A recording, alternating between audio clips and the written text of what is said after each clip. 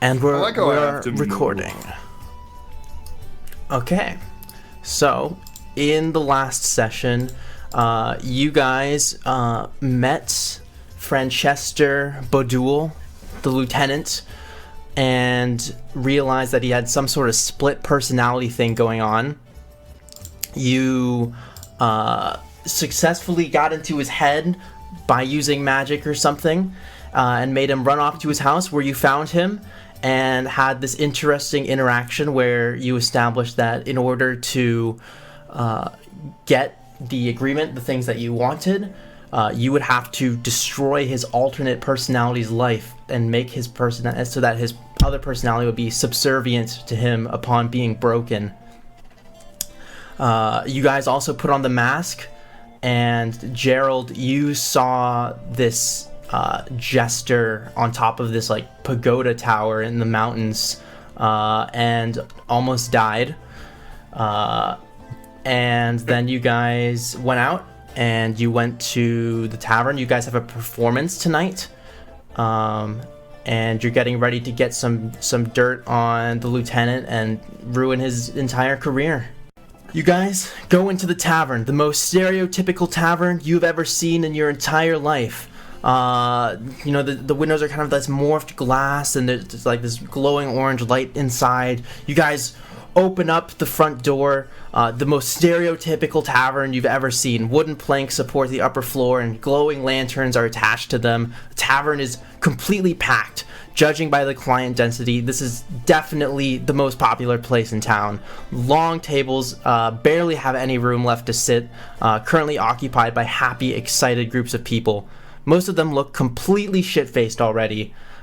Even most of the stools at the bar are occupied, although nobody seems to mind more company. Okay, I have to ask. Is there, in this, the most stereotypical tavern ever, a stereotypical adventuring party? Yeah, you see probably 4 level 1 adventurers off in the corner, waiting for an orc to kick down the door and start a fight.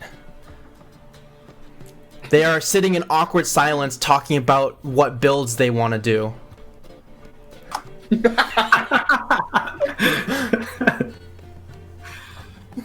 One of their parents was killed by an orc tribe, and now he wants revenge. Oh my God. Is he a human fighter? He is a human fighter. Yes. Amazing. We should keep an eye on that one. You also see one of the members of this party off in the corner wearing a hood, being dead silent. You can tell he is a very grim and serious character and will not be interacting with anyone in the tavern. You should fear him. I do. I tried to speak to some of these members before. I did not respond well. Rest assured, the other patrons are very excited, looking forward to your... Oh yeah, everyone else is having a great time. Sorry, I just did not expect the fucking adventuring party to be there. Oh yeah, they're here, a bunch of level 1 scrubs. Oh my fucking God, that got me good. Yes, as I spoke to them, they stared at me vacantly. Did you It try was rather offering- strange. That's quite strange. They constantly talk about builds and other such things. This must be some sort of a mystery tongue that they speak, long since forgotten. Well, in any case, I can tell you others are more amicable and quite excited to hear you perform today. Oh, well, yes. I am definitely excited myself, though I am a bit concerned about one thing. So, Well, what is that? well, I tried going across and, tried using one of the nobles, or rich people, as we say, to get into the inner circle.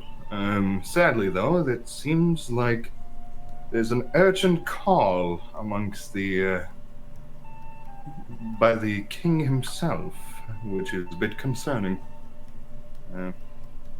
Concerning or an opportunity? It might be an opportunity, definitely. But what I do wonder about that is it the good type of opportunity or is it the bad kind? Well, if it's the bad kind, it'll work out for us in the end. And if it's the good kind, well, let's just have to jump on it immediately. Very well. It's going to be a pain in the ass to deal with the nobles. It's already hard enough. I do have a scheduled tea time with a certain friend of ours. As you say this, Jadir's face loses a shade of red. He's like, oh, no. Tea time? Really? Look, I'm not as much of a fan of this as you think. I'm simply putting up a face, since I have to drink with a very, very big man who is very rich and is sadly my current only ticket to the inner circle. Do you want to switch? No. In fact, I was complaining. No.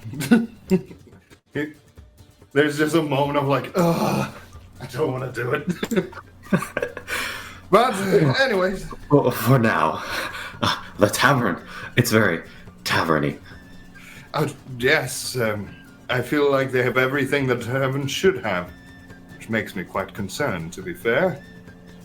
Because generally, the most stereotypical taverns have a thing called... What is the word that I'm thinking of? You're interrupted as a shimmering white portal appears right in the center of the tavern. Some people jump and cry, "What the hell?" I suspect, like, you see the guards you saw at the front gate, like, one of them jumps up, like, putting, like, a hand on his hilt of his sword. It's like, oh! The rift stays hanging above the ground for a solid 5 seconds before a guy in his mid-20s with ruffled hair and bloodshot eyes steps out in his pajamas and walks up to the bar. He says, "I'll have the bacon blossom, please." Yes, there we go, the Weird Wizard. That was the thing that I was thinking. There's also another thing. Let's just completely ignore this situation for our own sanity's sake, because I feel like if we think too hard about this, we will be engulfed by the tavern. Hold on, is this something that you're familiar with? Who is this guy? Now, I've just heard stories. The most stereotypical taverns have random visitors through various means, either through broken doors, falling through ceilings, random portals. Is that man in his pajamas? That would be correct. This is another state of random taverny things that sadly do happen. Why is no one saying anything? Because this is a tavern, the most stereotypical one. The guard at the front gate sits back down and goes, "Oh, okay." You see the bartender slide this guy what looks to be some sort of cocktail with 4 strips of bacon in it. Look, trust me. I don't want you to think this is normal. This is not normal by any matters. But this is a tavern. The tavern. I've never had a drink with meat in it. Neither have I. Do you want to try it? I do, actually. How many drinks do you think you can take before you just puke your guts out? Oh, well, there's only one way to find out. However, I do have things to accomplish tonight. Yes, but beware of the man in the edgy corner that is surprisingly dark in this really well lit tavern and very hooded and horrible fashion sense. Right, don't speak too loud. It seems as he's looking straight at us. No worries. Tell me, is the color around him draining from the world? I don't know, but don't worry. I've heard legends. Is he in monochrome?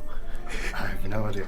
But in legends, these type of people cannot leave their corners without their party. So as long as the party is over there, we are safe. All right, I'll refrain from turning my back. Yes, just don't touch any corners. They are attracted to corners. I love how we were like describing a fucking rogue as like a fucking wild animal. What is the gentleman in the pajamas doing at this moment? He is currently celebrating with some of the people next to him. He's like talking to them. He's drinking his bacon drink. That sounds. He looks so exhausted though. He looks so tired. Oh. Well, Gerald, Yes. do you think we should approach the man before I introduce you to some of the people that are expecting you? They don't recognize you by face, but by name, well, you're already half of a legend here. He just kind of looks at him. I don't know what you did, but I'm very impressed. And also, sure, let's look at the man who has bacon in his drink. Perhaps it's a delicacy. I suppose it must be. Shall we then? Now, of course. All right, so you approach the guy drinking his bacon cocktail. And he looks at you. He looks down at the drink. Continues drinking.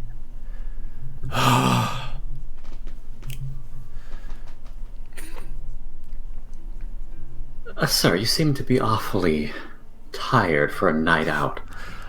It's time to bro. And he takes another drink. He's like, I just wrote my entire senior thesis in 3 days.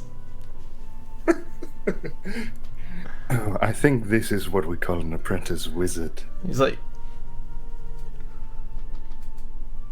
In 3 days. 3 days. This is my I'm on hour 60. It's time to I finished. It's time to celebrate. Well, did you perhaps turn the paper in? It's not due for like another 45 minutes. We're good. All right. There happens to be meat in your drink. Yeah, how special? Bacon blossom. You should really try it. Is this I a will. delicacy? By any sort of chance, is this a delicacy by, this native standard, or is this more of a you sort of delicacy? I don't know. It's pretty good though. You should try it. He kind of looks at Jadir and goes, "Excuse me, I'm going to have to change a bit." Yo, what's up, bro? Yo! So I see that gnarly drink that you have there.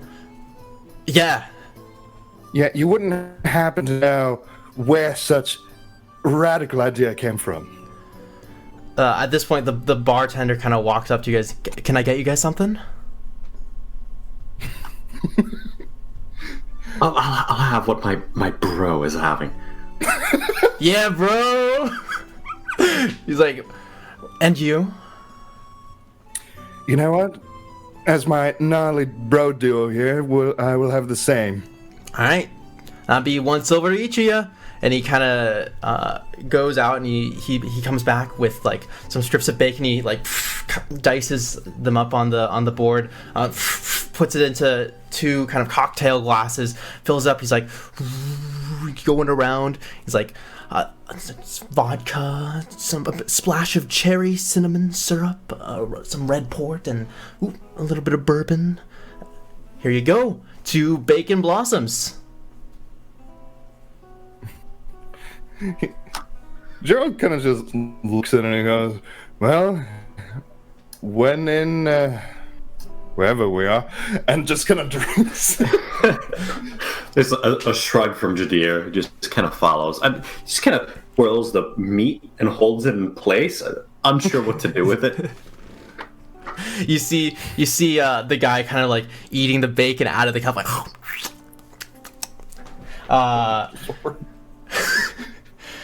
It has an just say this? unusual. It is not bad, surprisingly. I mean, I don't know if it's a redo. I feel like this is David telling like a personal story. Maybe. Oh my god. I feel like this is some sort of a university story that has yet to be told. Writing my entire senior thesis, and then going out to get wasted on bacon. No, I have yet to write my senior thesis, but it will probably look something like that. Alright. Oh my god, fucking... That sounds like such a fucking uni thing. But anyway, oh my god. So, anyways, this has a strange kick to it. Yes, anyway, I can taste it in my burps. Gerald, do you have a stage name? Well, not really. Generally, having a stage name can be quite troubling. You see, if you do have to introduce you, it's Gerald. Well, now, see, you can have a stage name, or aka a stage title, as I like to prefer them. The reason for that is I remember these couple of things where you have a stage name and other such things, and then within 2 weeks later, someone has taken that stage name and is like, oh, look at me, I'm him. So generally, it's better to just go around, be fairly well known, and people may talk about you as Gerald or something like that, or give you your own stage names. Though it is quite bothering, because I think somewhere, I'm called the Floating Butterfly. Astonishing. Now, that was during my circus years, and let me tell you that I do never want to go in that city again. That's pretty badass, bro. He kind of looks, really? Floating butterfly? Yeah. And then he's like, yeah. And he just like conks down on the table. You know what? I think he's the new floating butterfly. Especially since, well, more like a grounded butterfly at this point. Does look a tad grounded. True. Well, you know, what goes up must come down. Including him. You think we should give him maybe 30 minutes before we send him on his way? Yeah, sure. Why not? We might get an invitation to his festival or something. You know, that is actually an excellent chance to meet some very powerful wizards. If he is from where I think he is. Well, he did poof into existence. True. He does have a scholarly air about him. That is indeed true. Though really, 60 hours? That is quite impressive. In any case, I should introduce you to some of the people I spoke to before. Yeah, certainly. So, I have decided that I'll play the violin for this one, since I will be able to sing and play during that.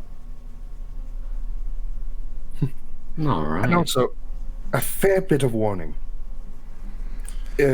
Since this is a stereotypical tavern, by all means, and he looks at you really seriously, do not say anything, and he whispers the last one, related to fights. And he's like, trust me, the last thing we need is a tavern. Did someone say fight? Just kidding. If you had done that, I would have literally like, now, calm emotions.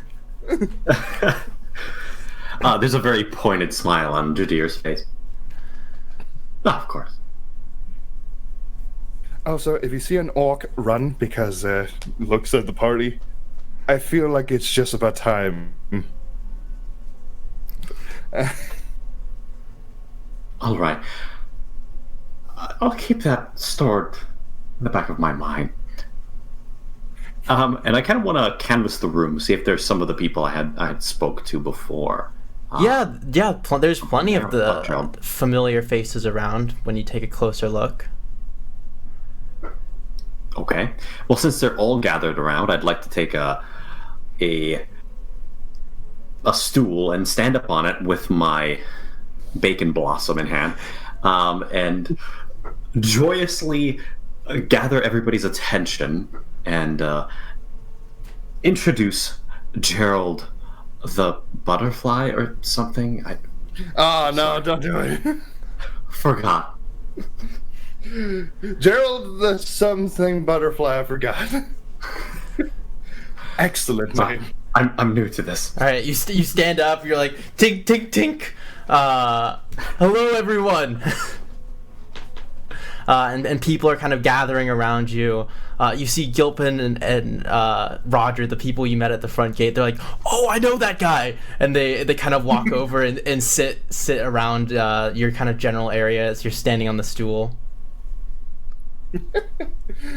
Oh my lord. Oh yes. Everyone, this is Gerald the butterfly, the floating butterfly. Oh, The most magnificent performer in Barad at the moment. very graceful sounding. There is a very clear smack on the face. And I think Jadir sort of teetering on the stool with his bacon blossom in hand, trying to turn around to see like what the heck had smacked in the back. Oh my. Just kind of leaning down. Gerald, what do I do now? Do you want me to take over or do you want to go on? Please. And I was like, ladies and gentlemen, and all others included, it is I, Gerald. I come. That's the floating butterfly. Ah, yes. There's like a slight like twitch, but he's going with it. Like, yes. Some of you may know my title, the Floating Butterfly, and I, of course, being the enthralling performer that you all waited for, will give you the first very peek. And as he says that, I'm using my bardic inspiration, but I am doing it with mantle of inspiration, which says, as your bonus action, I'm trying to find it. Where is it? So there is a thing. God damn it. As Gerald is doing this, I'm kind of still teetering on the stool. It's like, do I climb down now? No, am I just supposed to stay up here? No, he Okay. no, just stand right. as he's like hanging onto him. So yeah, as a bonus action, you can expend one of your bardic inspiration to grant yourself a wondrous appearance. Ooh. Mantle inspiration. I was not joking with the butterfly thing. So with like a All right. up on your violin. What do you look like? Yeah, what do you look like? So imagine like a lot of like fey magic stuff where it's like a lot of shining and a lot of things. The hair grows longer and stuff like that. And he seemed like a lot younger. Like the beard, like because fey magic apparently hates beards. The beard kind of just seems to disappear. And he seems so much younger and full vigor. The And crowd's it's like, astonished. yeah. And it's like, and the voice changes as well to be more, It's like Yu-Gi-Oh! magical. Yu-Gi-Oh! Yeah, it is pretty much Yu-Gi-Oh! Look at this guy! Jadir! Oh my I god! challenge you to a duel! You're like, What? It's like- Is this a part of the performance? Do I stand on the stool? No, I'm just joking about that one. he just got completely changed his appearance. That's crazy. And then like one of like And it's this like- big, strong Viking-looking guy with a red beard. He's like, let's hear it for the board. Let's go! Oh no.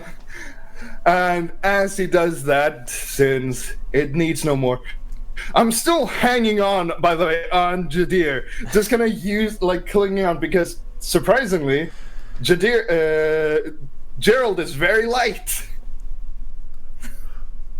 Because goddamn Fey magic making him lose weight. Alright. Fey magic is so weird. Alright.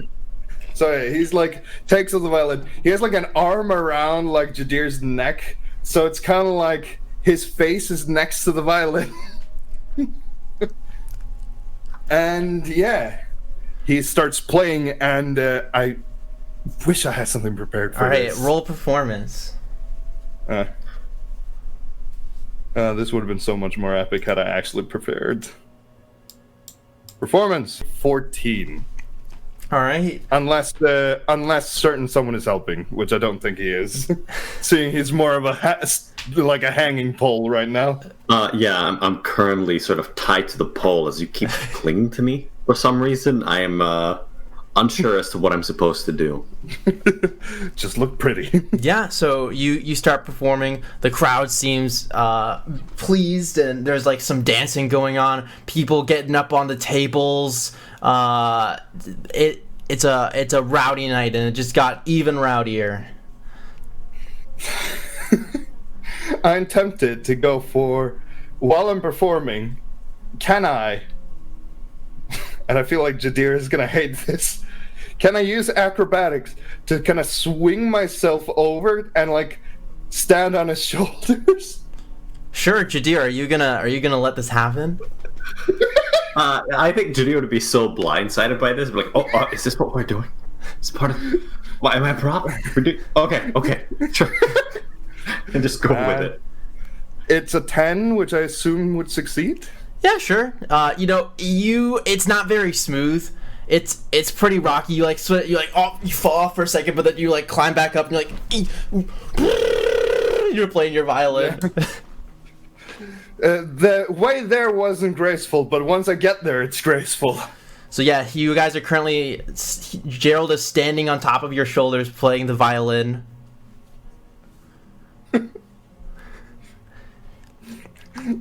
It is... Just up to...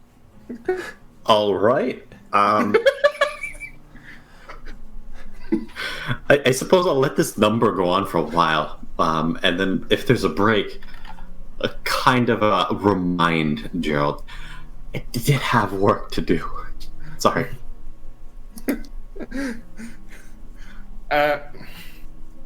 Damn, I wish I could message or something. Because I don't have the spell message, and I really wanted to ask you to do... I'll just point you on my shoulders. I have work to do. Yeah. And then very quickly as he does that, I jump back down. Alright. Hopefully with an elegant landing. You land just fine. Okay. Thump down and continue your number.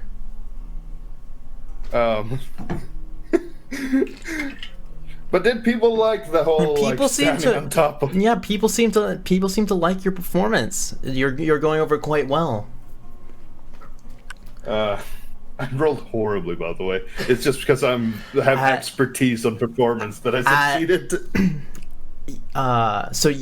Did you want to do something, Jadir? Yeah, I kind of wanted to ask around the place for information about our pajama friend. Sure. And figure out if people know anything about this man. Make a investigation.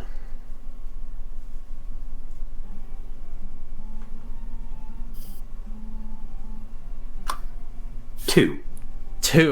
Yeah, so you're kind of going around. Pajama Man is still conked out at the bar, bacon drink in hand. Nobody seems to know where this guy is from. Wherever he was, it's not from around here.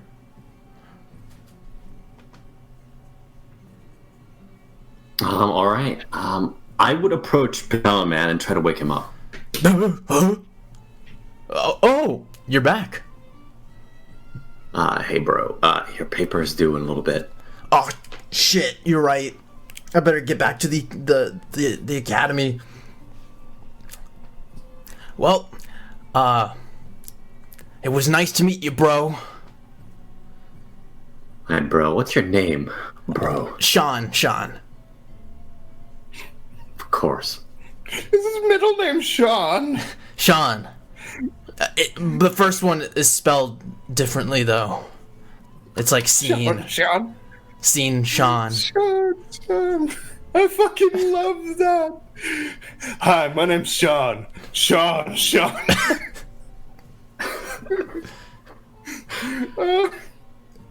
I love this guy. I love this guy. Can I get your name, sir? He says very facetiously. Jadir Kazrain. It's not as cool as Sean. No, it's really not.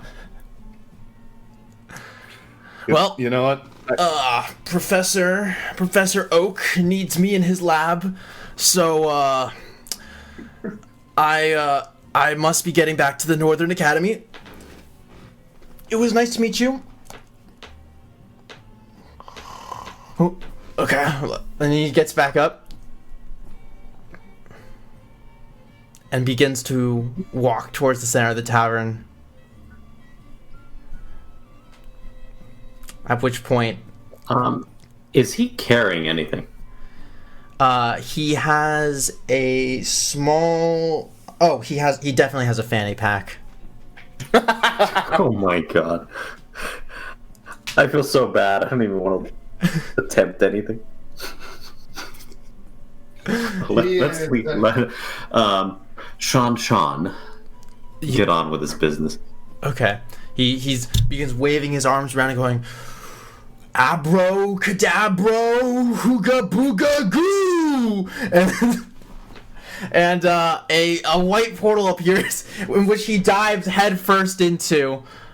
You hear loud clutter, perhaps some breaking of glass on the other side, and ow before the portal closes, leaving you back in the tavern.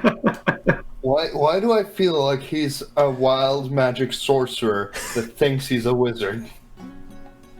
Why is that the impression I get from he doesn't seem to be a wizard. He seems like a wild magic sorcerer that got somehow accepted to a wizard school.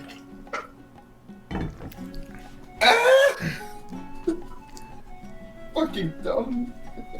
I fucking love that guy. Well, it does seem like a waste of someone's talents if they innately gifted. In general, studying is a waste of time. Anyway, Gerald, you're still performing. I'm not saying that. I'm saying that as in person, because I am so amazed by this random character. Abracadabra, really?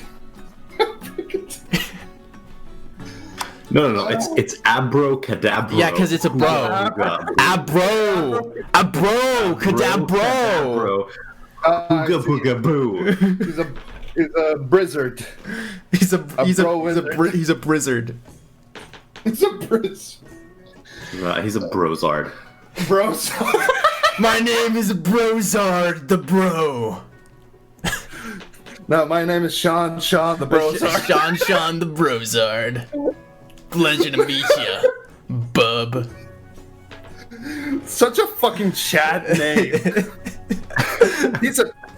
I feel like when he's not like sleep deprived, he must like have muscles bigger than his fucking face. Oh yeah, this guy, he probably has like all the women in the academy like at his feet. When we arrive to the academy, he's just the most scrubby scrub He's guy just we've like- ever meet. Just going. No, well, back to the game. Oh yeah, back to the game. Oh my lord. But yeah. So Sean Yeah. disappears into the portal, and the portal closes back up. Yeah.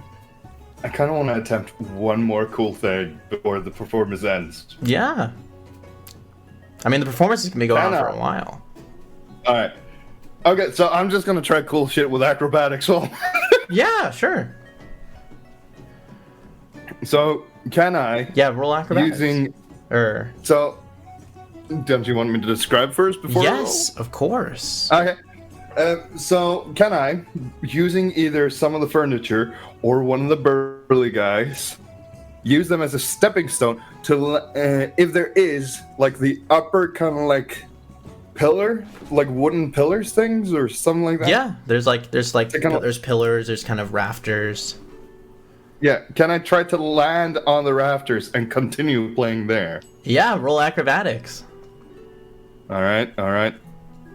Yes, 17 plus 5, 22. Nice. You kind of leap off the kind of small stage with a woof up on your violin, playing each note as you step on like one of like those like giant burly guy's shoulders.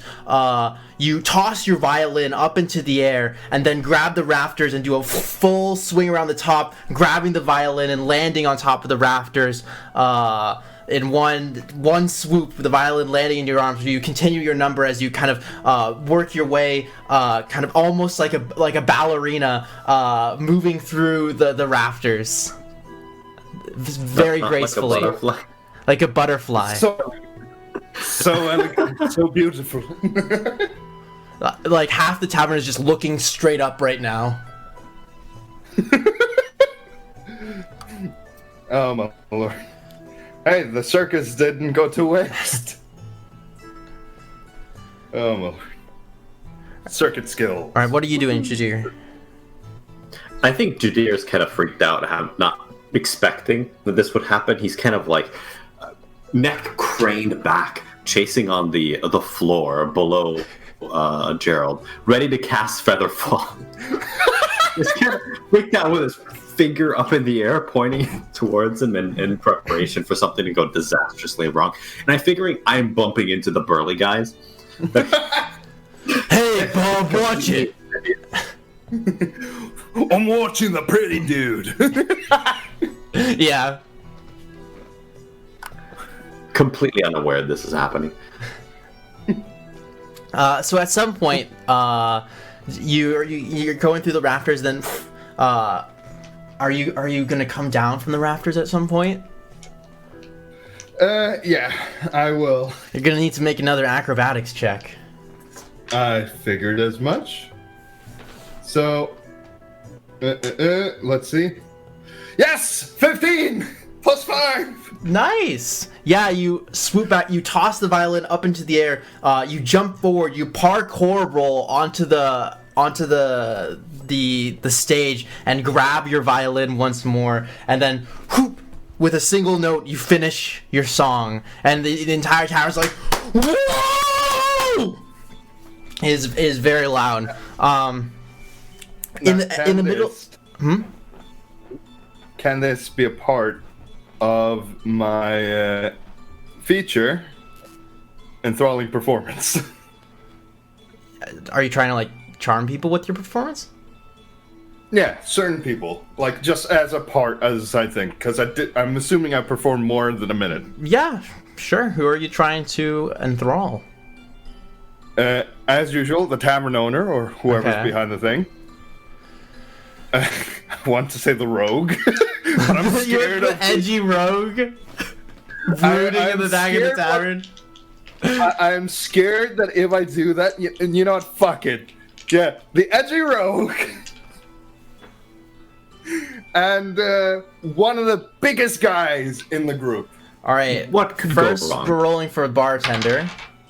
I hope the rogue succeeds. Which otherwise I'd have what the save is it? Is this a horrifying- charisma save? Yeah, 13. 13. So Barkeep fails. Rogue fails. No! And Buff Guy fails. Why did the rogue have to fail? So the Barkeep looks up and he's like, "Wow." He's like, kind of gives you like a nod, like smiling gleefully. The rogue stands up. He pulls back his hood and begins to walk towards the stage. The buff guy has hearts in his eyes.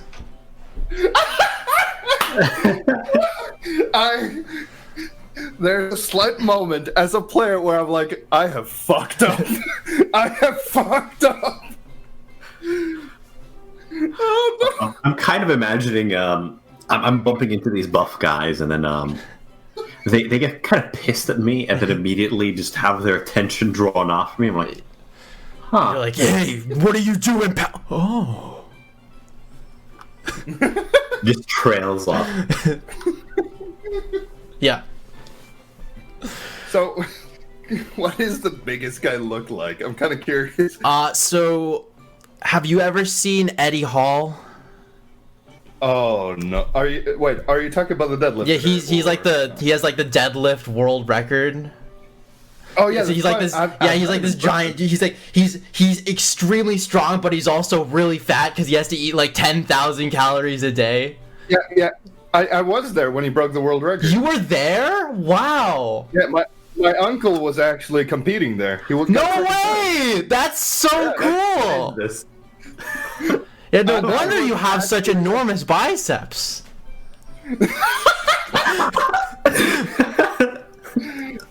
To be fair, every man in my fat father's side of the family is just ridiculously big.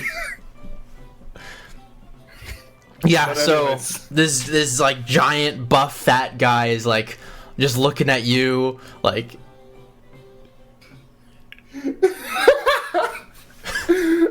now I can't get that out of my head that the beast, the one and only, is in the most stereotypical tavern ever. Oh my lord. How could he not?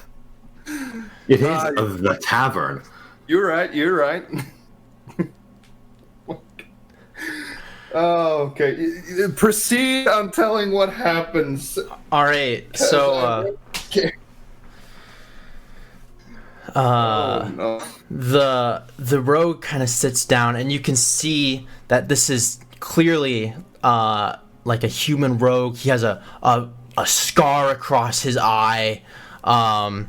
He sits down and begins brooding, looking right at you. Oh no. However,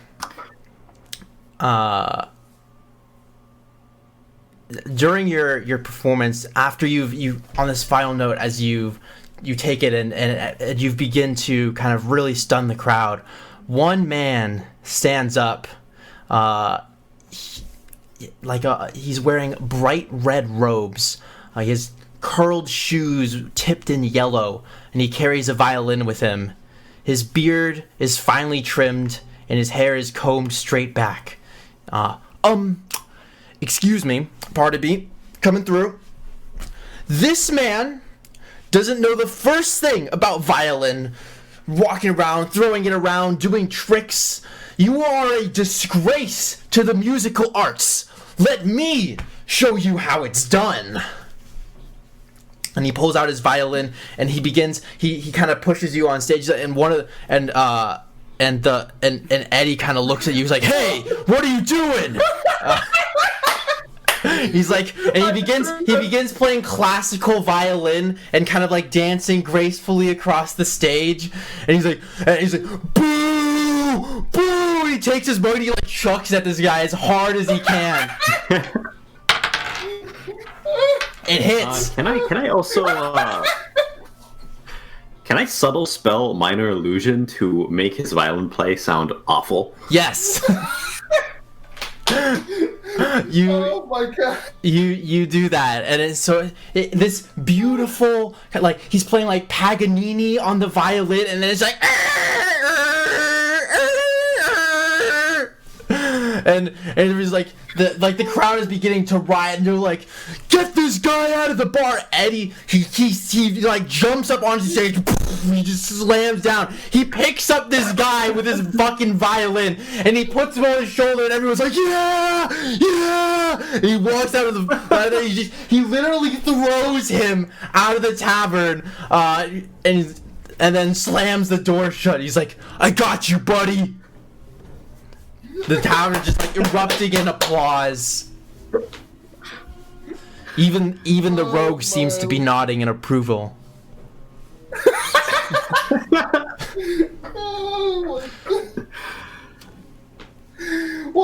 done to this town? Improved it by the looks of it. Oh my lord. Oh. So, I take back the stage. Oh my. And I do a slight, like, a bow. And. Sorry. Another grand applause. Composure. Yeah. And he kind of like goes, I would like to thank everyone who showed up. And I would like to thank especially, and he kind of points at the big Eddie guy. You!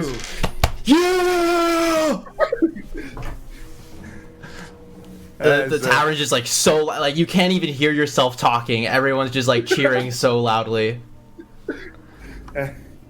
As I have never been in as good of a tavern with as good people as all of you.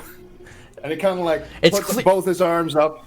It's clear that at this point no one even heard what you said because it's so loud, but everyone seems to be cheering even louder nonetheless. Yeah. So I take the bow. And I don't have teleportation spells, so I'm gonna have to go through the crowd somehow. Is there any backstage? You crowd surf all the way off of the stage and land in the middle of the tavern, and everyone kind of begins to go back to what they were doing. You do notice thank God. The rogue slowly approaches you. His eyes have black pupils, and he has blue hair. He sits down next to you and says, "Hey." And he's like, oh, hello there. My name is like, Lucifer the Assassin.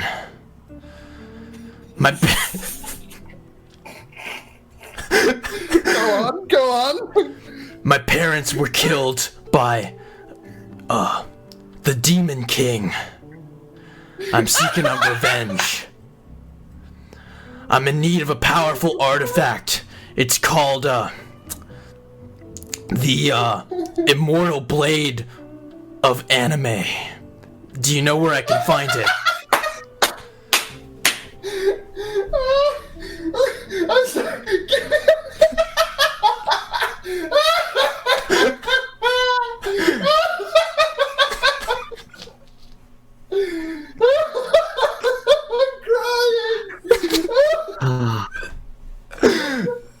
He just needs to multi-class into cleric to have the power of God and anime.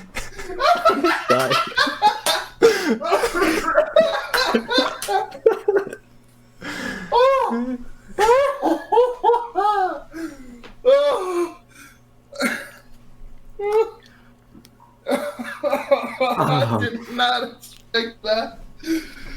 Oh. Can we take a break? Is that a yes? Are you okay? I think you've just broken down. I broke the bars.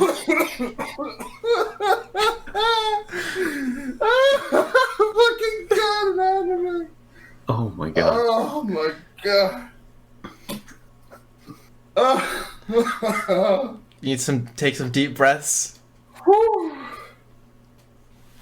That fucking got me good. Do you think this is funny? Wait,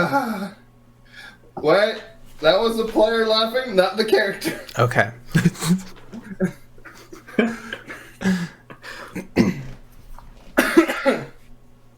Oh my lord. Whew. Alright. Well, you certainly have quite the titles, I would say, my good man. Sadly, I do not know much of those locations, but I will definitely let you know if I hear any tales of such things. I Thank certainly you. do not. No Grace, you seem like a wonderful person. I am.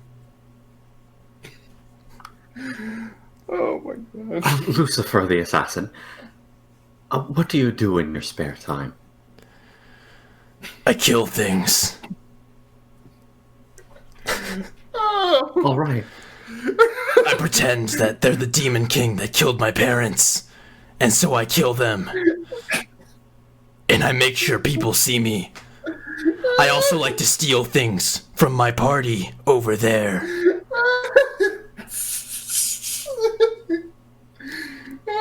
Oh my god. Oh. Right. Well, you seem like a lovely young man. We'll keep a lookout for the immortal blade of Animate. Keep you in our thoughts. Thanks. I'm gonna go over there and sit with my party this time. We call ourselves the Kirito Bunch. I'm gonna go. It was a pleasure meeting you. Yes, you are good. Bye.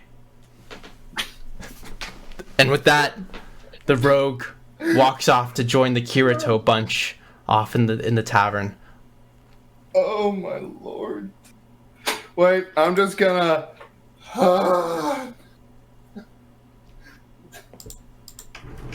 Jadir produces a bacon blossom and gives it to Gerald. Fuck me. Alright, aside from all of that, was there something else that you needed to accomplish? Well, now we speak to the tavern owner. Alright, well, I got what I wanted. He kind of looks at him. Do keep in mind, he might be under the situation as well. Alright. I hope not as badly as the other fella that we just talked to. Well, let's just hope that Lucifer the Assassin and the two of us never cross paths again. Well, I wonder if he will have the sword of anime. Will he eventually have God on his side as well? You've just met the final boss.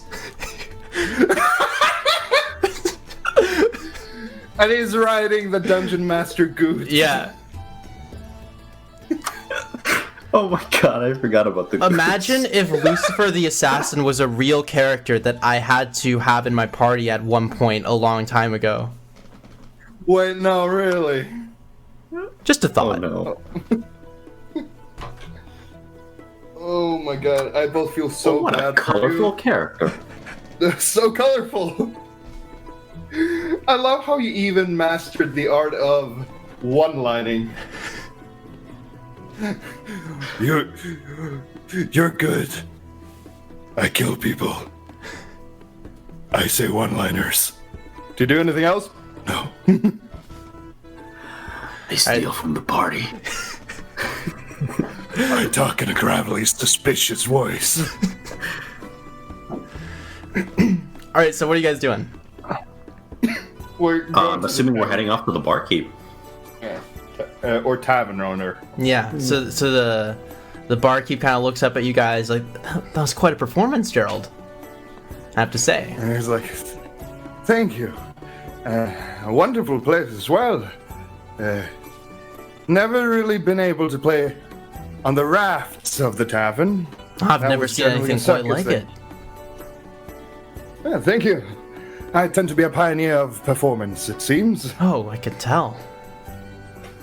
You will enthrall many people with your performances. I do hope you'll come back. Oh, well, most certainly, won't we, Jadir? Oh, well, we have no plans to leave town just yet. There can be repeat performances, of course. Oh, Gerald. Yes, well, Gerald the floating butterfly can make many an appearance in the future. Perfect. Your tip jar got pretty deep today. And he kind of pulls out a small jar from underneath and he kind of dumps out what looks to be about like 44 silver coins onto the table. Like, Nice. people left this for you. And he's like, oh, wonderful. This place actually has a tip jar. Yeah, So- of course. I am liking this tavern a lot more. It's the most popular place in town for a reason. And he's like, well, I think that my manager, aka Jadir over here, will be able to handle the coinage. And he kind of like just pointed to Jadir. Unceremoniously, yeah, I will produce a sack and just kind of like scoop it all up.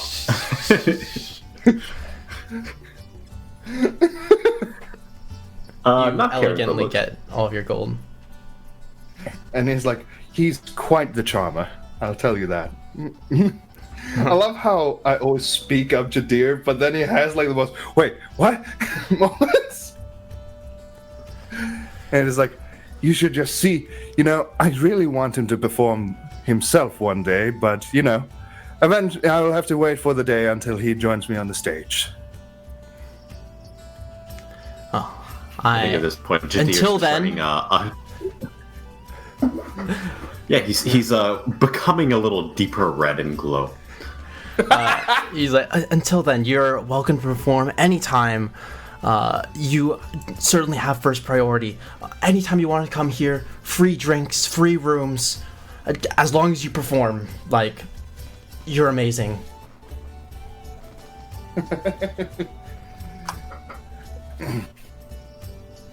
Well, Gerald, was there anything else that you wanted to take care of? Well, other than thanking the tavern owner here, I think that we have most things settled. Just as out of curiosity, will this offer work for tonight in case that we need a room later on? Certainly. Excellent. I am going to have a couple of words with my manager over here, and it was so pleasant to play here, and I hope I'll be able to play so soon. I'll welcome you back. And he kind of turns to Jadir, and we find ourselves a private little place, as private as it gets in this place. And he's like, all right, we've got some coinage, we got spare rooms, and, well, we have rooms, and what do we do now? Well, I had proposed an elaborate scheme towards you earlier. Did you not want to continue with that, or... Well, I guess I could run through it again. Yes, please. My memory is a bit blurry after the performance. Yes, you do seem quite winded. Well, Yeah. we must... Totally from the performance. Totally from the performance. Well, it was my intention to make Francesca indebted to my family, to drive him to a place where he would have nothing and no one left. Yeah. Well, that would be one way to do it, but how are we going to do it? Was it... there's no... We've kind of reached a point where there's no religious houses here. Well, pretty much no religion at all. We also... yes, that reminds me. Did you ever meet the gods and find, like, any typical law that is, You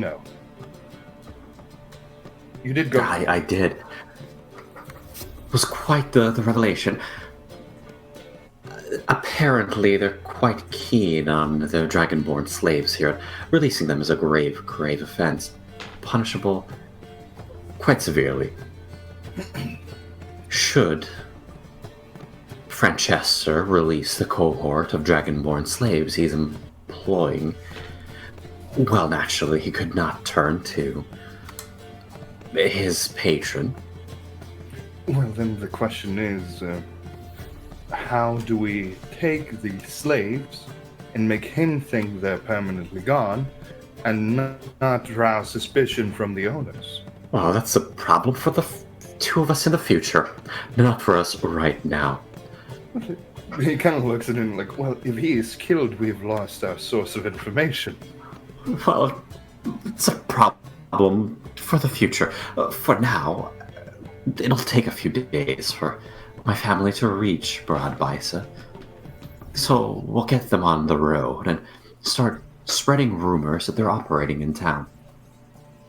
Should I try to gain popularity and see if I can get a personal invitation to the royal circle, if we're lucky?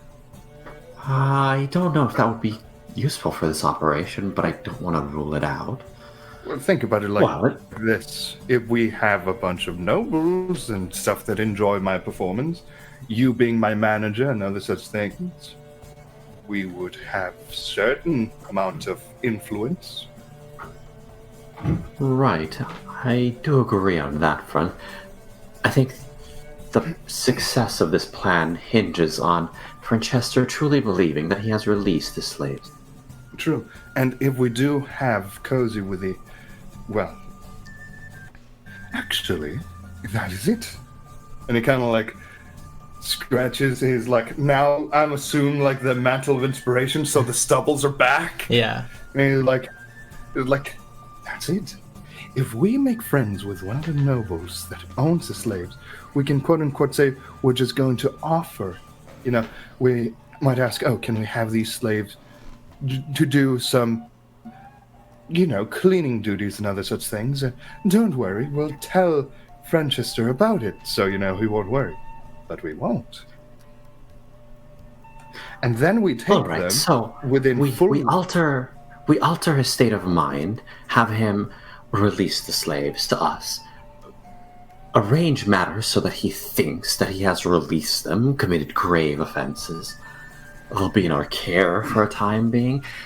He'll approach the member of the Shadows in my family, make himself indebted to them, and then we'll return the slaves and everything will go back to normal. And the best thing is, no matter what, no laws were broken. We just didn't say the full truth. Yes, Francesca just misremembered or misinterpreted things. Yes, he didn't get the memo.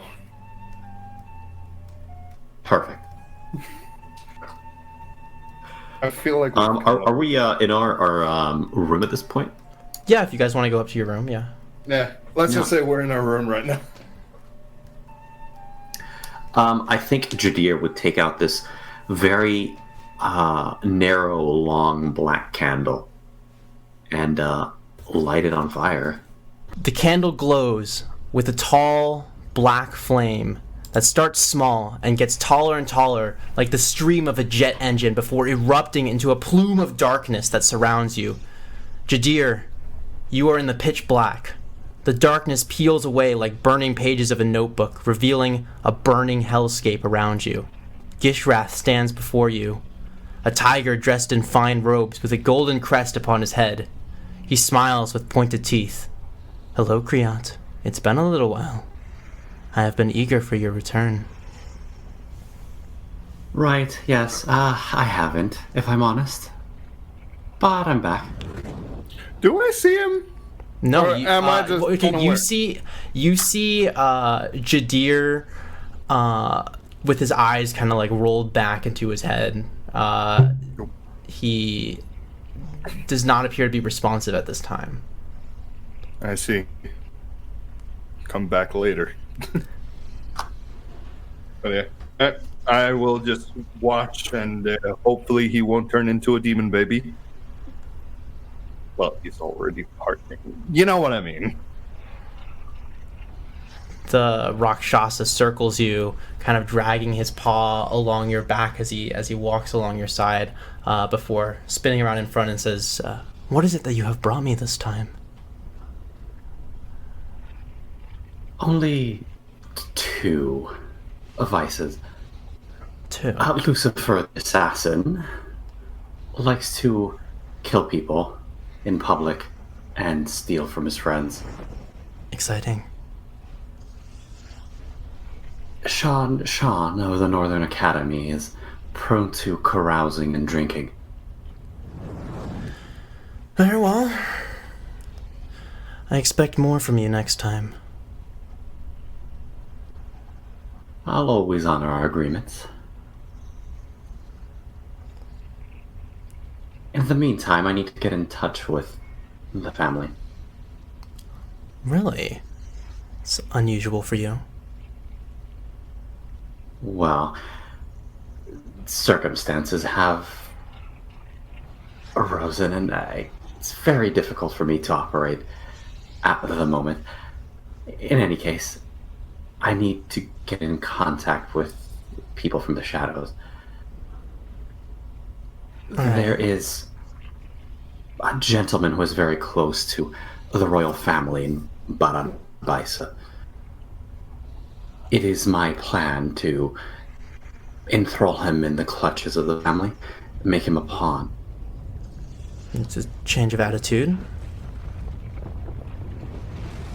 Well, I assure you, my motives are purely selfish. What It's what just has you so enthralled with this person? It's unusual for you to do something like this. Well, let's just say he's capable of delivering me answers. The Rakshasa tilts its head at you, but kind of stiffens up and says, "All right, I can get in contact with your family. What would you like me to deliver to them?" Just what I've told you. All right. Will that be all? For now, yes. Is there anything you want from me at the moment? Well, I expect more vices than this next time. I'll keep it in mind. Appreciated. Take care, Kriat. And the shadows kind of engulf you once more, and the Rakshasa kind of dissipates into black smoke, being blown away from you, and the fiery hellscape closes up, and everything comes together and back down into the candle, which is now unlit. You regain sentience. Right, so that's done. So I'm guessing that's either how you meditate or you're contacting something else. Or perhaps you are now a new Jadir. Are you baby Jadir? Baby demon, baby devil Jadir? No. What? I'm confused. What's the stage name that I used? That's really dumb. The floating butterfly? The floating butterfly. And it's like, okay, all right, it's Jadir. Yes, I assure you, it is me. Well, my family has been made aware. You do have to keep in mind, it's not every time that I see someone having their eyeballs rolled backwards as, they look at a candle. It's not a very nice candle. I've tried tossing it away something like 100 times. It just keeps finding itself back in my possession.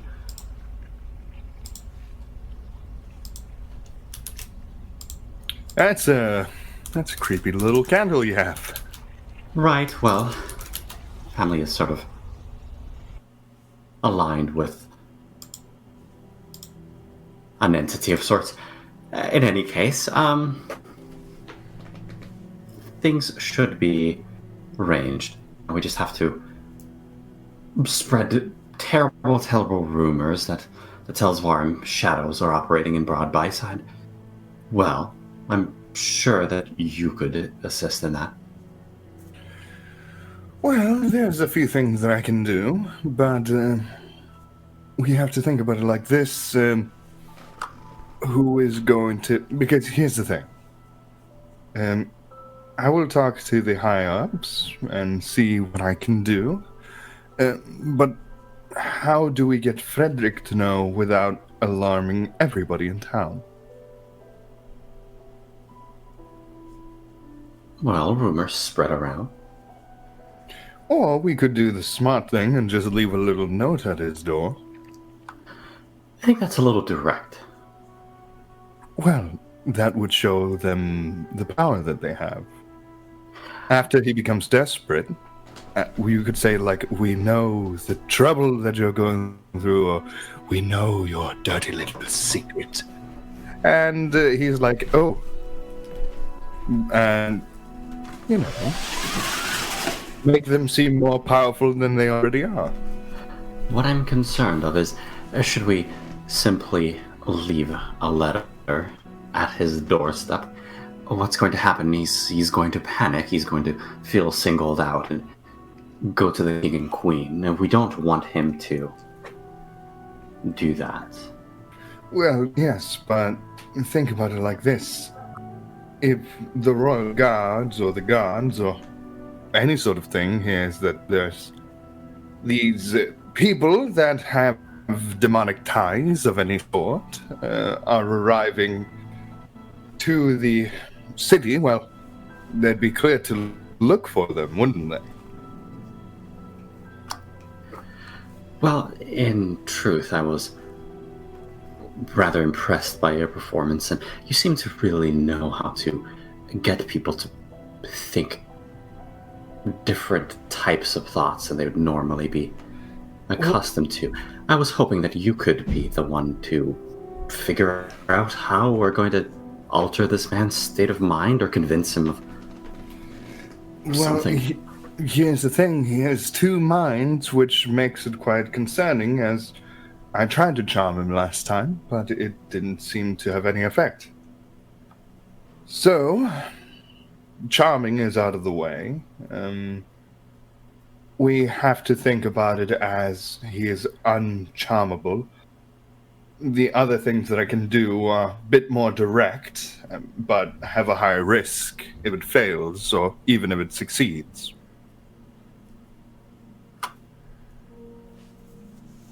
Perhaps there's some kind of alchemical mixture we can feed to him, or change the way he perceives his surroundings.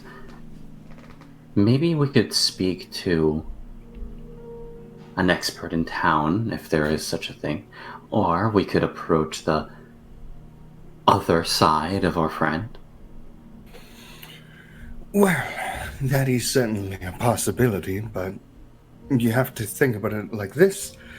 If we drug him, or if we charm him, or any sort of a thing, will he not then have the excuse that he was under influence? And then after it's done... The hope is to make him feel fuzzy, perhaps doubt his own sanity.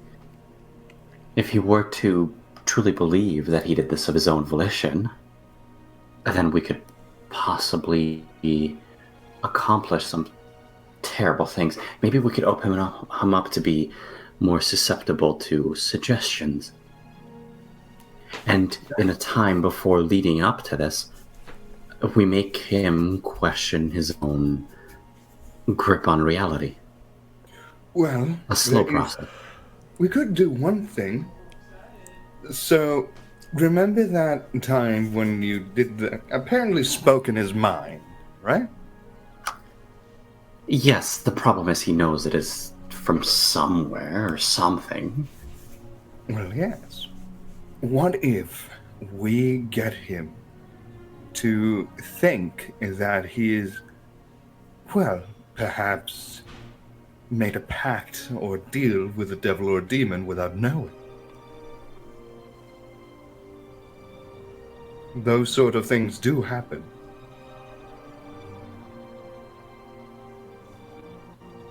All right. And since there's no churches, no clerics.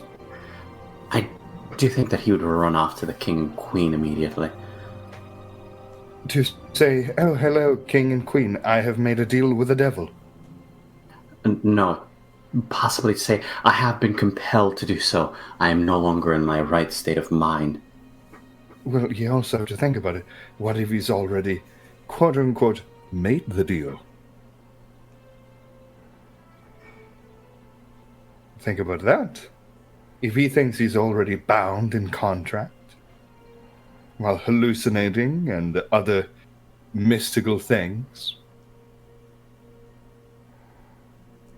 what would he do? Well, And your family could arrive, and they could say, we can break the bond. But it requires a price. You know? yes, that could work. What if we were to have him somehow develop horns, a tail, turn a shade of red?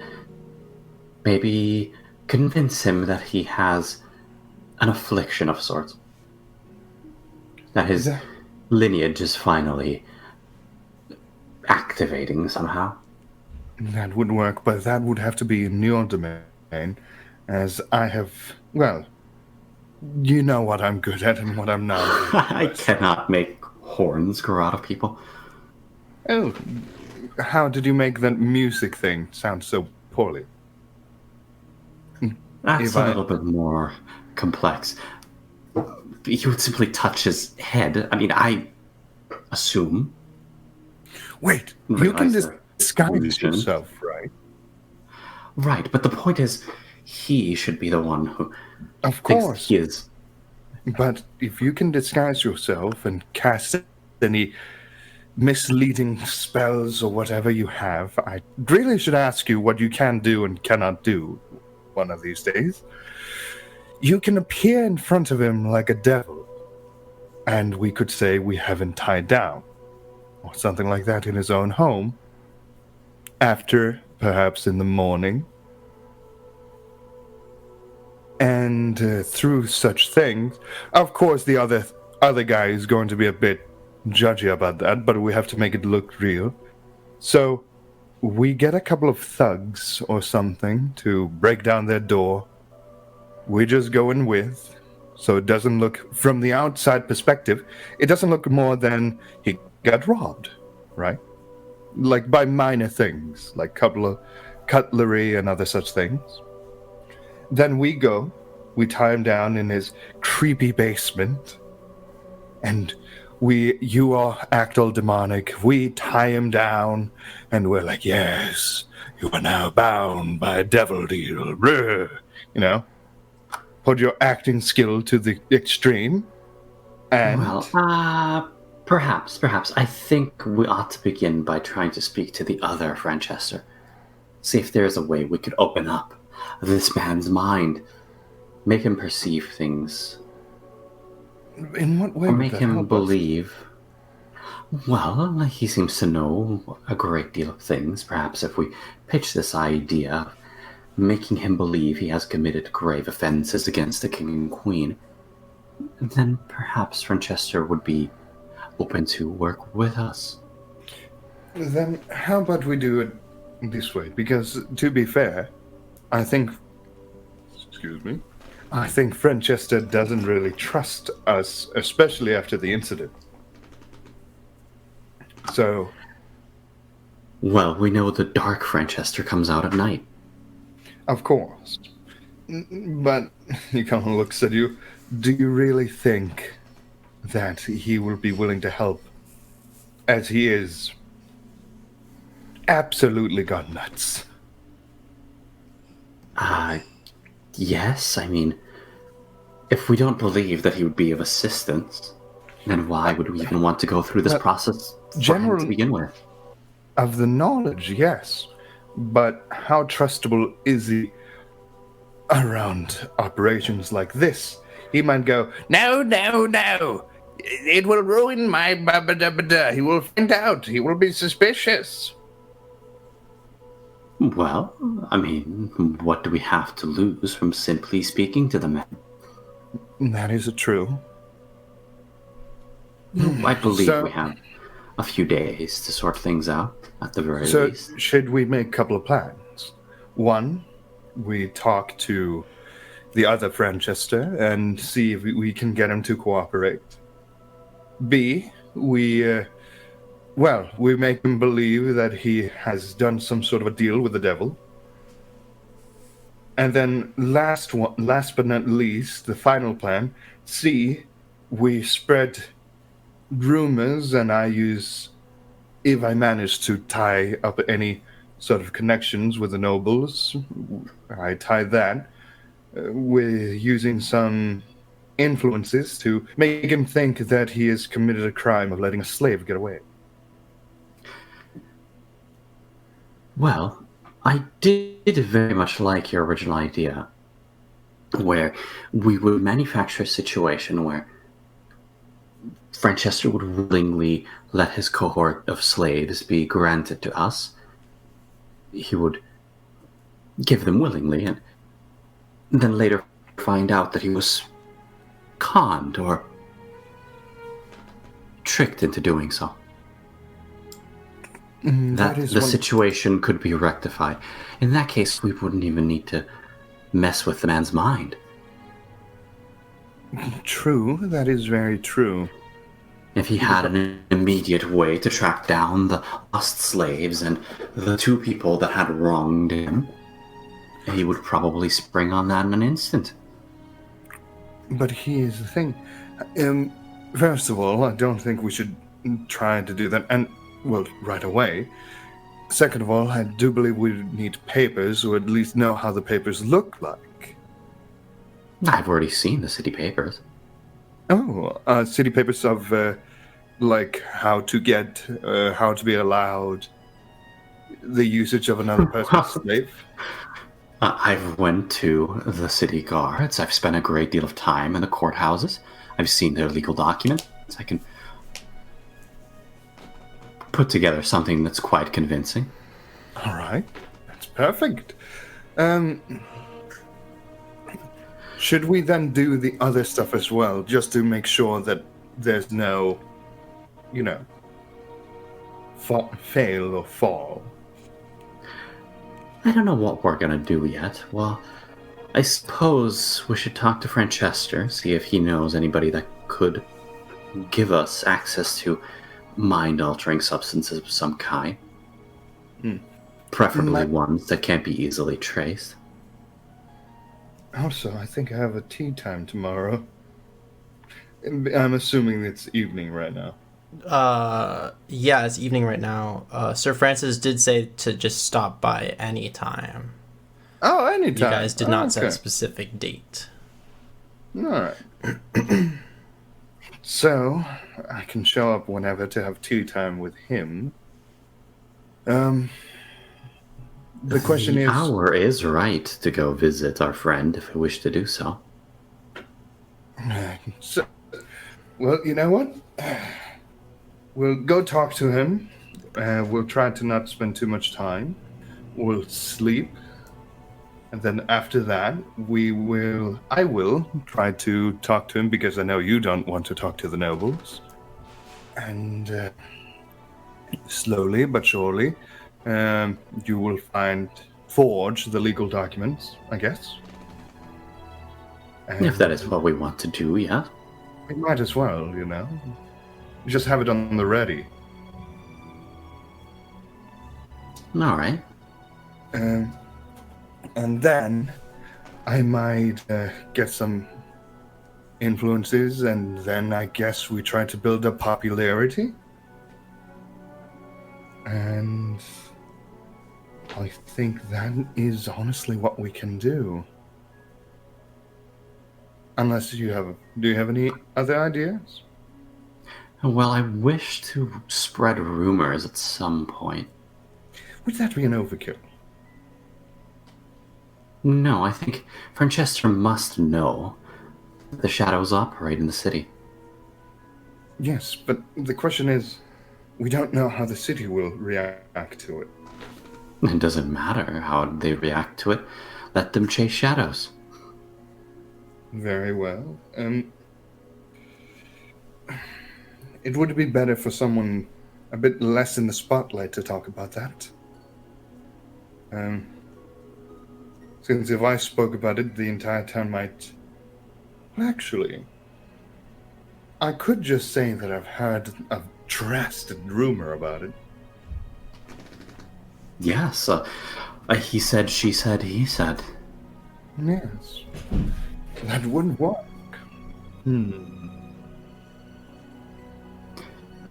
Well, shall we get going then? Certainly. Quick thing. Should we bring, well, anything in case that he wants to test things on us? I don't know, a rat or something? I don't know, he's crazy. Well, I was thinking of bringing him apple pie. Welcome him to the neighborhood, yeah?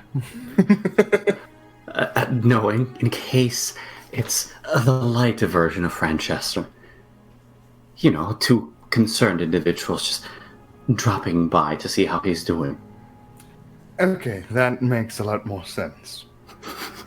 Is there any... Yes. I guess you could ask the tavern keep if the kitchen is still open.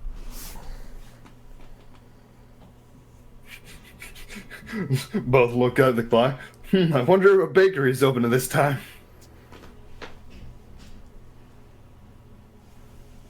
So, how are you going to procure such pie at this hour? Well, it's a big city. There are many restaurants. That is... Well, you know what? You're not wrong. So, let's get going. There's nothing else but to go. Yeah, I suppose we would depart and look for apple pie or other confectionery. All right, you guys, make me a investigation check. See if you can find this pie. Make me the pie. Investigation. 4. 4. Yeah, all the places that you walk by are closed, unfortunately.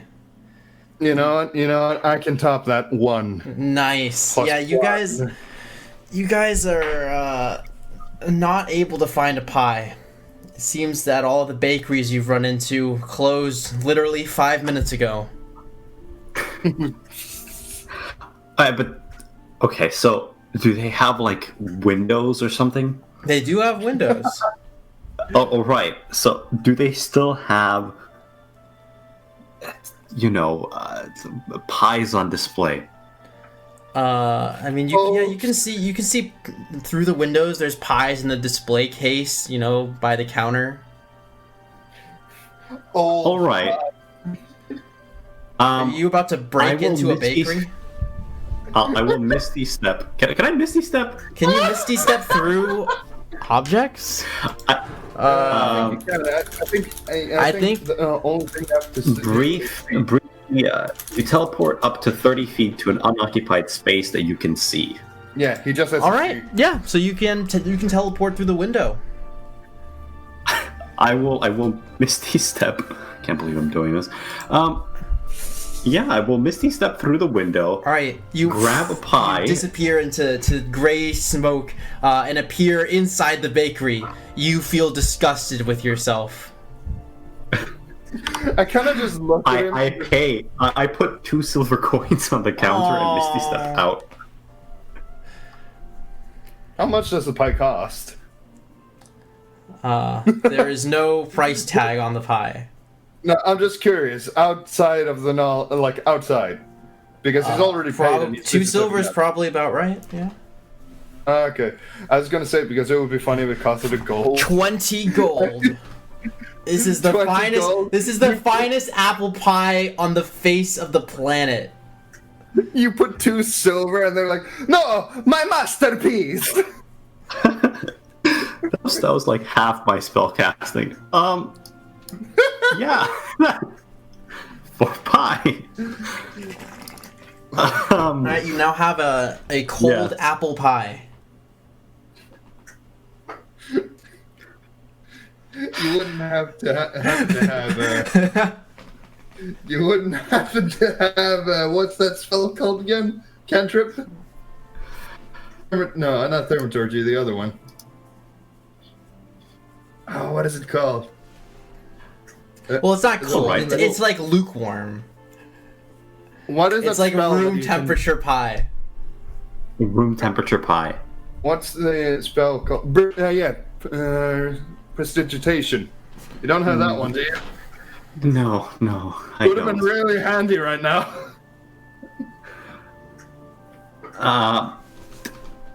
Speaking of handy, I will conjure my mage hand to hold the pie, All right. and then I'll light a torch, and just hold it underneath the pie as my mage hand and I walk, and I will eat. All right. So this tiefling is walking through the streets of the city with a pie hovering above his shoulder, and he's holding a torch underneath the pie.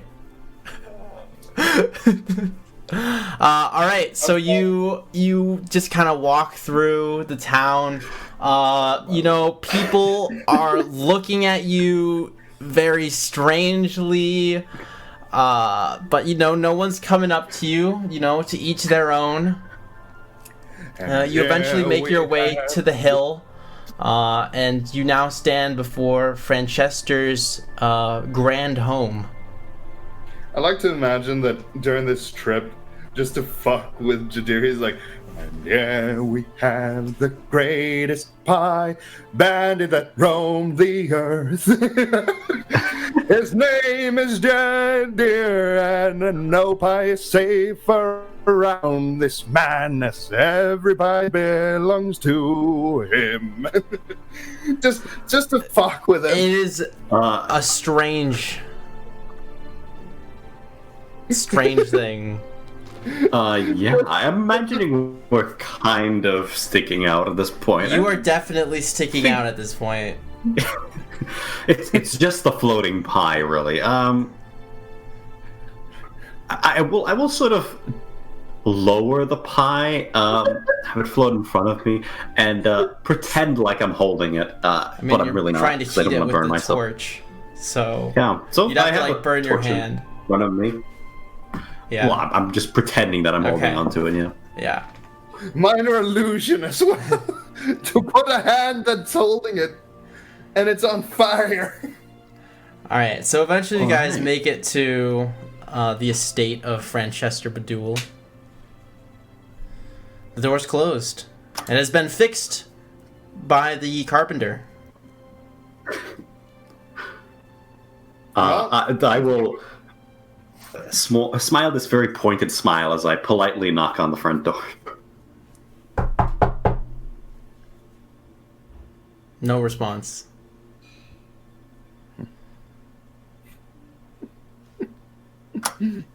I will knock again.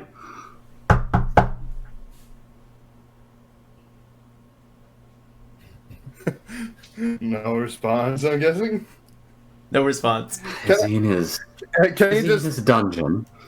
he kind of just wants to try. Let me try.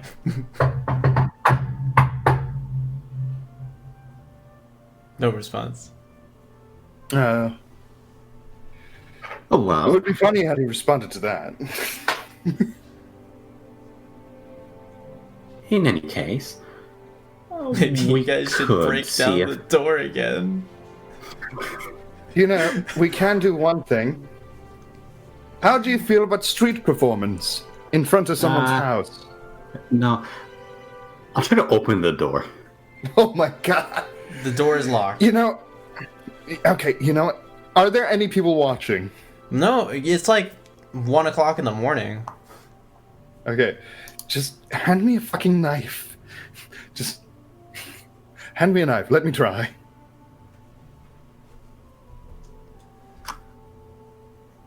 I don't have. Oh well, yes, I do. And Jadir hands a dagger. Yeah. He then takes out his. He doesn't have a dagger. Actually, no, I think he does have a dagger. So he takes two daggers, doing a makeshift lock picking. I'm assuming I have a disadvantage on this. Yes, this would be at disadvantage. Okay. Sleight of hand.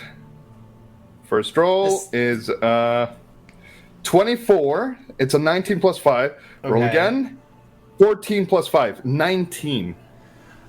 Surprisingly, you managed to open up this door with a click. Even you are surprised that you got it to work, but the door and I was like, opens up, swings open. I guess the circuit clowns weren't that crazy after all. No, we had a knife juggler that used to do that trick. I learned it just for fun. You are very strange. Trust me, a lot of people in the circus are. Anyways, ladies first, and he opens the door.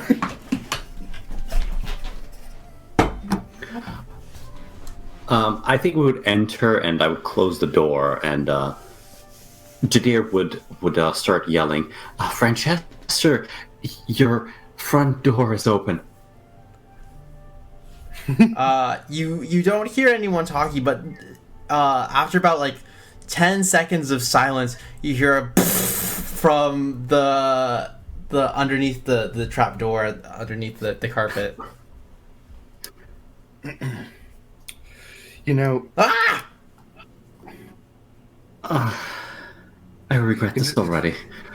he just kind of like Gerald kind of just goes over. Is the key in the thing, or like, is there a key anywhere near where I can lock the door back, or is it just gonna be open? There's like a attorney thingy. Okay, he just turns the thing so it's like click. Yeah, you click, the door locks. Yeah. Jadir would knock on the the hatch going down. Wait, can you do it in the code? Can you do it in the code? And it can he steal this and just go and go like?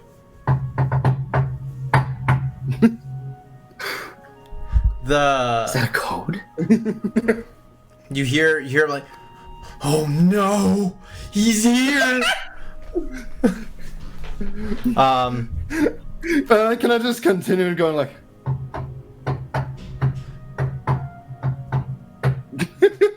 You hear just like some like frantic scrambling, and the trap door kind of peeks like, and you see just two pairs of like eyes. Look at, you fuckers! I have come for your soul. I thought you were demons. Blah. And it's like, Did you ruin his life? No, it What about takes that? No, we're working on that. Also, he brought pie. That was Ooh, pie. Well, it's kind of Would you burnt like a on the slice? bottom. Oh wow! Don't question it. I will Plenty take a of slice. Yes. good pie. I mean, he kind of just grabs a fistful of pie. I would take the pie away from him and take out a dagger and give him a slice and mage hand it down to the hatch.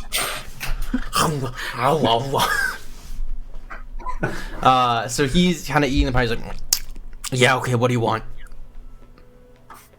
Your soul. No, I'm just joking. Too late. Wait, what? Oh, really? What? That was a joke. Oh, I didn't realize you joked. I Right. played a joke on you. Remember when you put on the mask in the movie? Now I don't know what you're talking about. All right. We need to fuck with Francesca's mind. Yeah. It would be best if he was more willing to accept things that are strange and extraordinary happening around him. What's the plan?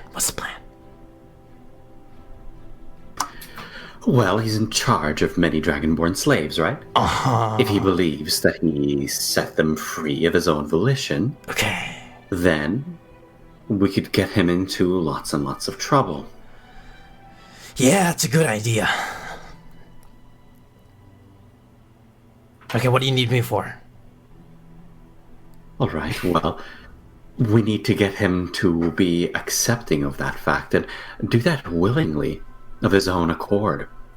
He would not do that by himself, no. Wait, so you want, like, him to release his own slaves? Exactly. This is powerful magic you're talking about. Well, I don't mean to compel him, just to make him more open to the suggestion. I'm not sure if you know of any sketchy alchemists, for example. Do you, by chance, know the spell Dominate Person? It's on my shopping list. Okay. Can I just You say, should look as he into it. As he says that, there's like a very childish grin on Gerald. Like, I definitely know the other version of that, but anyways. Penis. Sorry, what? We're just a bunch of like, we're gonna ruin this person's life. Penis. Super serious for 10 minutes and then. But yeah, talking about that, I would like to ask something of you. When I tried to charm him, it seems like something went a bit of aloof and such thing didn't work. Would you mind explaining why my charms don't work in a bit of a greater detail? Probably just resisted your charm. I mean... So, if I were to charm him a bit more, you think it will go through? I mean, if he doesn't I thought he resist your would. charm, there's always a chance that these types of magic doesn't work. You should know that. Then I misunderstood a bit because I got a strange feeling when the last time I tried it. I thought he... Well, I didn't think that he succeeded on resisting it. I more or less thought that because there's two minds, he was completely immune to it. I don't think so. I suppose it's possible. Can I try it on you? No. What the fuck? Well, you want us to help you ruin this person's life. All you have to do is confirm the theory whether he can be charmed or not. But what if I just resist the charm? Well, you can willingly fail it. Well, not resist. I That'd be don't like this. Two different people. Well, yes, but I'm curious, if it works on him, it should work on the other one. And there's nothing to suggest that would be the case. I think you could probably... I don't think he's immune to being charmed. That's something that is very unusual to find in ordinary people. In fact, He kind of impossible. looks at him. Yeah, and your case is, forgive me for my direct manner, is anything but ordinary. Are you implying that I am not normal? No, he's not implying it. He's stating it outright. Oh, okay. Though you do have a good sense of humor. I will give I you know. that. I think it should work. All right, that was my only other concern. He will know he was charmed, though. Oh, I do have a special little trick. Though it has to be performance, and I don't think he's going to enjoy having me perform in front of him again. And again, every day. Well, To be fair, I could just sing somewhere in the distance. Stealth singing. Oh no, and that's a College of Whisper, if you may. Ooh. Yes, edgy bunch, if you may.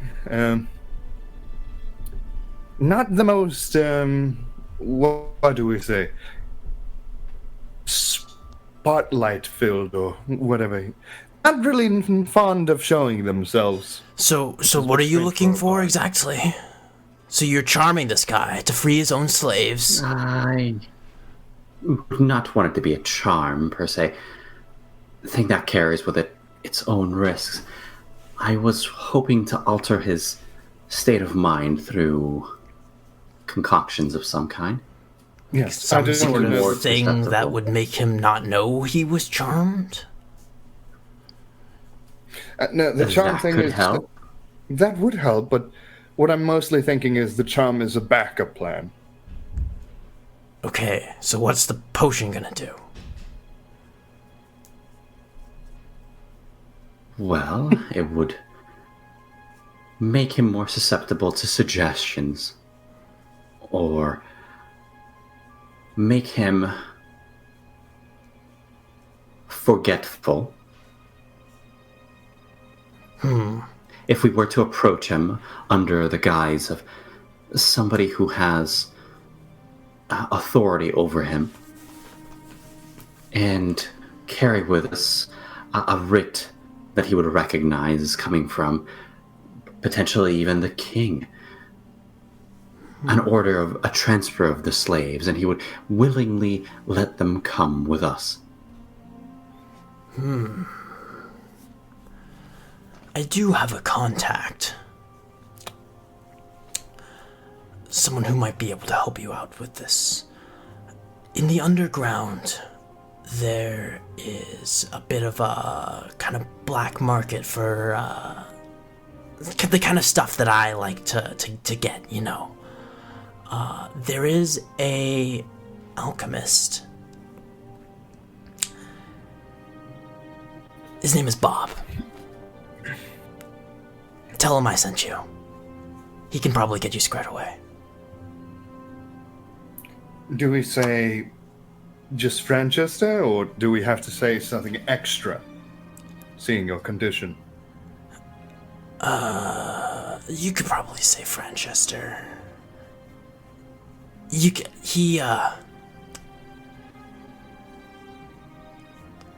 Not very many people know of my existence, so, if he gives you any shit for it, just tell him I'm the other guy. I was gonna say, the squirrel thighs would be a really fun way to know. Squirrel thighs. Right. So That's we what you also have. probably need something. Yeah. We would also probably need something to keep the Dragonborn subdued during this time. Why do you need to subdue the Dragonborn? I'm sure that they'll be happy to go. We just Yes, but tell they it- probably won't be happy to return. Oh no, we just have to tell the Dragonborn, oh, we're sorry we have to do this, we're literally just taking you on a bit of a break. This person order, da-da-da-da-da, and we'll be good. Well, I suppose you're right. If they believe that they've been assigned to a different work duty. Yeah. All Yeah. they have to think about is like, oh no, we were talking to your owner and stuff, and I persuaded him to give you guys a 1 hour break, or something like that. Or a bit longer. A day's break. I'm sure you'll figure it out. So, Bob the Alchemist. Yep, go find Bob. Any certain way that he looks, or do we just go around, hey, we're looking for Bob? He has a big white beard and he wears goggles everywhere he goes. It's pretty hard to miss him. All right. Well, but it is getting fairly late, and well, to be fair. Yeah. Oh shit! I have to finish this up. And the hatch just instantly slams shut. I like how he didn't question how we got in. Well, how do we let ourselves out and keep the door closed? All right, 1 second, and Jadir will bang on the hatch again. Go away! I'll give you the rest of the pie. if you Oh, close the door hatch behind instantly us. comes back up. If you close the door behind us. Okay. Go back. Go. He's like pushing both of you guys out simultaneously. Yeah. After he closes the door, I kind of just look at Jadir and go, you could have just said, how are we going to lock the door after us? It is his house after all. You didn't have to give him the pie. Well, Oh, no, you're getting rid of the evidence. yes. I see, smart move. You master pie thief. It's my greatest work. The big score. The big heist. All right, so what are you guys doing? It's like 1:30. I think I'm assuming that the best place to look for Bob would be in the Undercroft. Yeah, Well, he said he was in the underground. Yeah. Yeah. Well, the question is, how do we get in there? Like, we just You walk know in? how to get into the underground. So the underground, you can get into it.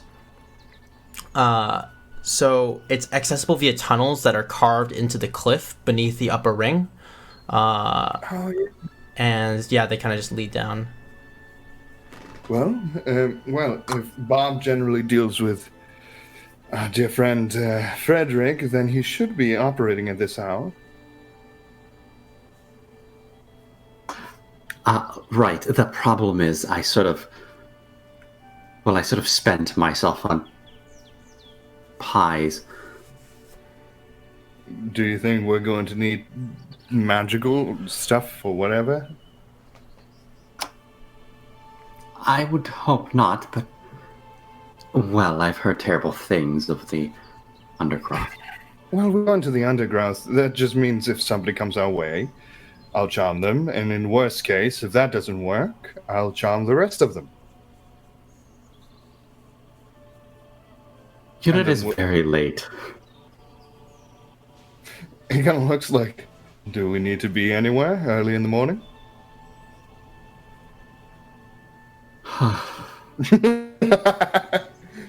All right. This seems like a terrible idea, but Oh, most likely is, but we only have so much time before your family gets over here. okay. Well, I suppose we'll head to the underground connections then. All right. Now, I would recommend that we try to find some cloth of some sort to hide our identity.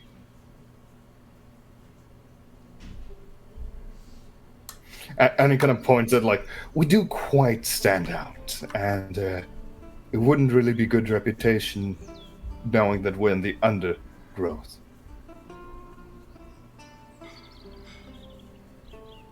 Well, I mean, it is the middle of the night. How tightly would the entrances be guarded anyway? Well, no, it's more imagine if someone down there saw us and figured, ooh, that's a juicy little blackmail. Oh, well, just lost tourists. Very well. In our normal attire we go. All right. So you guys make your way to the bottom of the cliffside. There are kind of different tunnel entrances across the entire, because it's a very large cliff. And you guys are kind of coming in towards from the direction of the hill. It's this tunnel into the side of the cliff, and you can see that there are stone stairs that lead down, and then to the right, and then it's like kind of like a kind of 90 degrees spiral staircases going down. There are no guards or anything. Well, certainly looks like we're in the nice part of the neighborhood.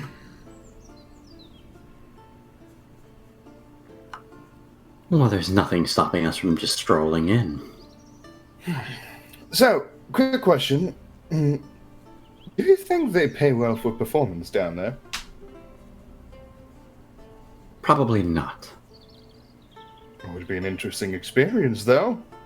Think about it. Playing for a bunch of bandits and rogues. I suppose we'll have time for that, if that's something that you're in for, but probably not here. I have heard terrible things of The people that sort of scavenge around Cassia. Well, let's just think about it like that. We're going in there to make friends, not enemies. No, we're going there to see as few people as possible, find an alchemist, and not get seen and remembered. I'm saying that if we pass by someone, we put a friendly smile on. Makes it more believable that we're just simply lost. Jadir kind of just shrugs at this. It's like, well, there's no point in worrying about things that we don't know. Just head on in and see what will happen. So how are you guys currently dressed? That is what I was concerned about. In very fine clothes. Okay. So you guys kind of walk down the staircase. You kind of emerge into this long rectangular tunnel. There are empty aqueducts running along the floor that go throughout the underground, completely dry. There are beds that probably once hosted trees, but have all now died and shriveled into kind of dead trees that lie in patches of mud and broken stonework pots. There are kind of like people like kind of up against the wall, kind of coughing, sick and dying. It is not a good place. So you guys are kind of just standing in front of this doorway. He kind of leans out at you. I recommend we go back, switch clothes to something that little doesn't stand out. Unless you want to get robbed.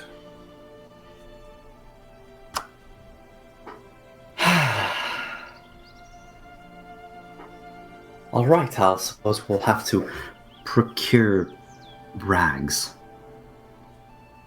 That shouldn't be so hard. Hard to procure rags? Not so. Hard to wear them? Very. Oh, trust me. So you guys are kind of standing in this entranceway right now. You can see there's kind of like this figure who is like leaning up against the wall, who kind of goes away and he kind of gets up and starts like kind of casually walking towards you guys. He's like, hey, what are you guys doing down here? And he's like saying this. He's probably about like 20 feet away from you guys. Oh, just a bit lost. That's all. You took a wrong turn somewhere. Yeah, I think so. Perhaps maybe not the right place for you. And then as soon as like he gets close to you, he whips out a knife and kind of grabs. Or actually, he's gonna try and grapple you, Jadir.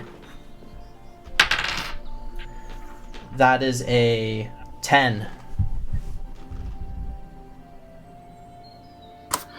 It's a 16 with 16. My -1. So he kind of reaches up towards your hair, quickly unsheathing a dagger, but you kind of you're able to get your head out of the way. What are you guys doing? Interesting. Let me just read one thing. Oh, apparently I have to log in again. That's fun. Where is it?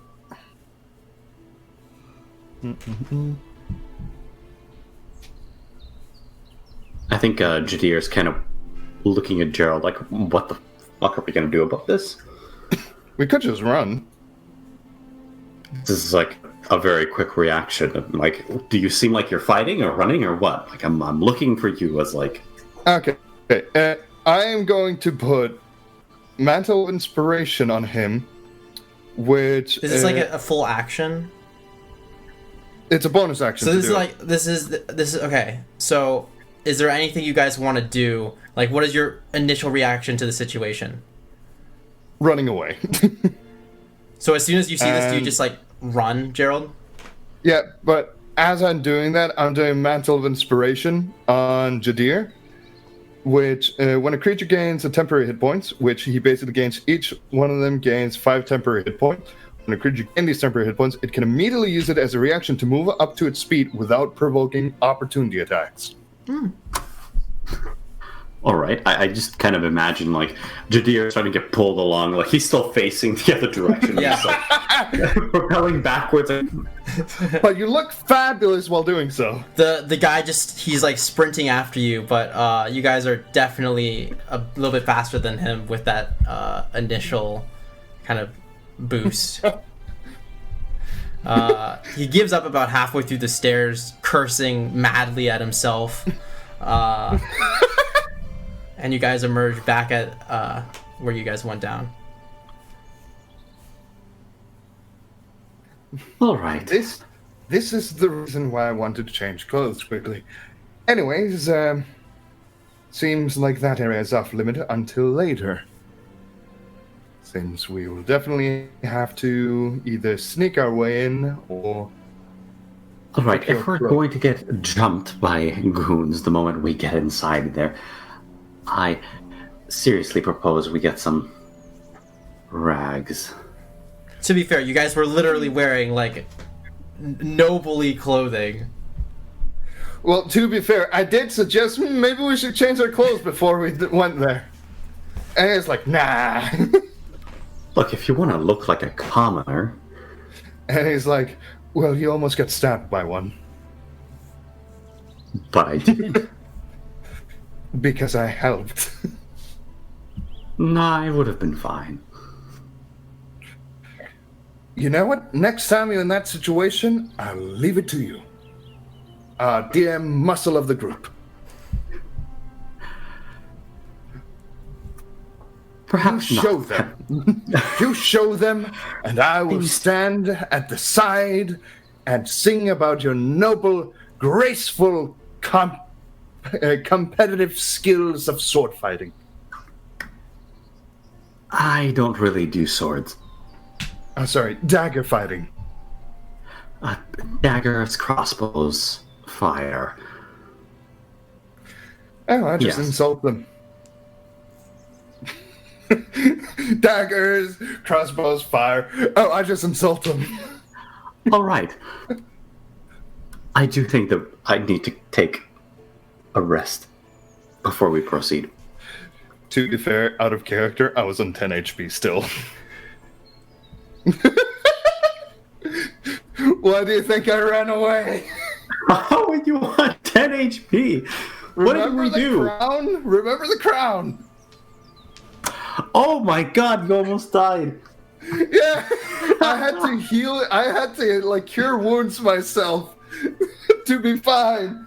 And then you're like, "We're going down there." Looks at my character sheet. Okay, then.